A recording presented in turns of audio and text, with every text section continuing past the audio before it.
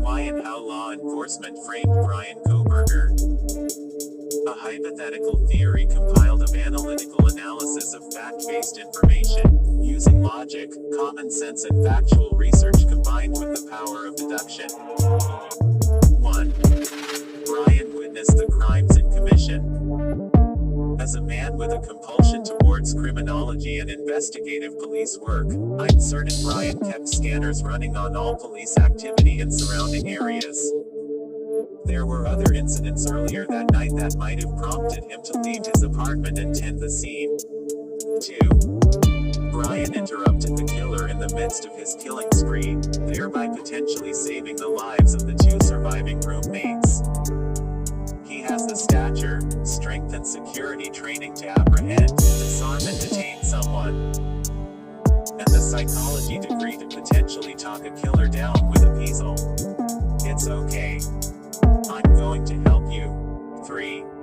Bryan got the killer out of the house, and called 911 from his cell phone, perhaps being advised to turn the perpetrator in at the nearest Moscow police station.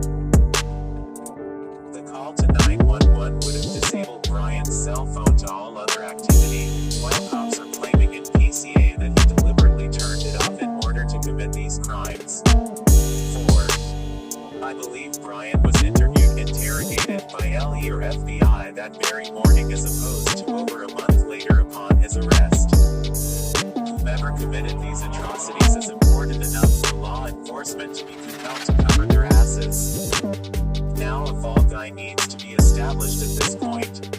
Who better than the lone witness who, by way of playing hero, has left his own DNA at the crime scene?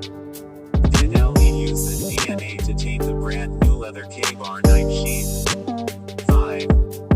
Bryan called police or FBI again a month after the crimes, when he saw no arrests had been made. The same day the Brent Kapaka swatting was conducted. The same day Bryan was leaving to go home to his parents' house in Pennsylvania.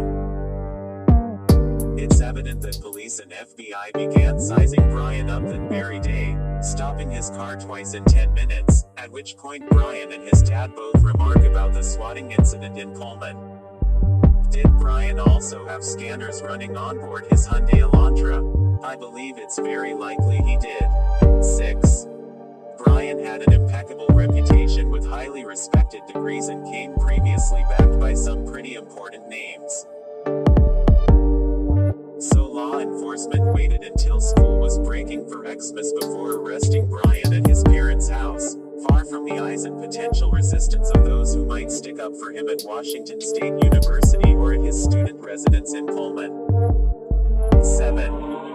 Creek Row, along with university staff interference, came after Bryan's arrest, leading me to see clearly as I watched it all unfold. A story and timeline with perpetrator history and hints of mental health issues and drug abuse, theft, etc.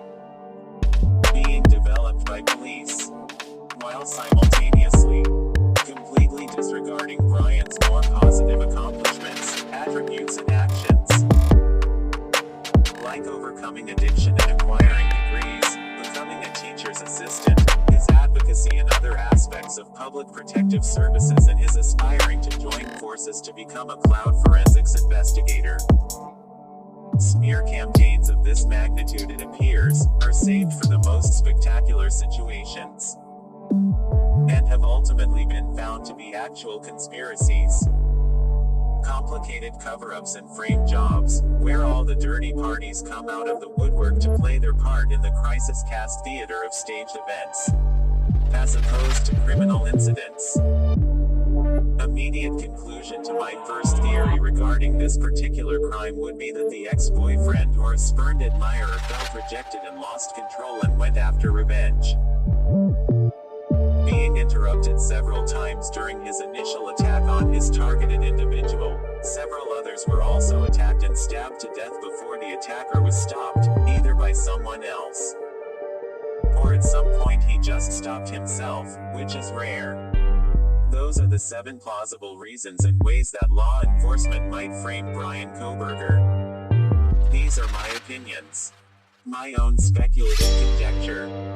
All is not alleged but merely suggested as a plausible theory in contradiction to what law enforcement and mainstream media have reported. This concludes the 7 sins of Greek road theology. Thank you for using your intuition.